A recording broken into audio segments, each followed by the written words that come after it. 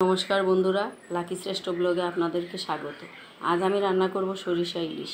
এখানে আমি ইলিশ মাছ নিয়েছি, ফোড়নের জন্য নিয়েছি কালো জিরা।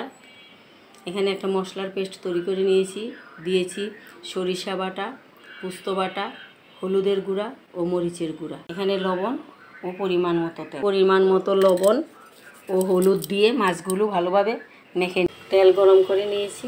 এবার ইলিশ মাছগুলোকে ভেজে নিব। এবার আমি ফোড়নের জন্য দিয়ে দিব কালো জিরা, গুলে রাখা মশলাটা দিয়ে দিব, পরিমাণ মতো লবণ, কয়েকটা কাঁচামরিচ ও হালকা করে ভেজে রাখা ইলিশ মাছগুলো। এবার দিয়ে দিব পরিমাণ মতো জল। তরকারি হয়ে গেছে, এবার আমি নামিয়ে নিব। হয়ে গেল আমার সরিষা ইলিশ। এই রান্নাটি যদি আপনাদের ভালো লেগে থাকে তাহলে অবশ্যই আপনারা আমার পাশে থাকবেন, আমাকে লাইক, শেয়ার এবং সাবস্ক্রাইব করবেন। ধন্যবাদ সবাইকে।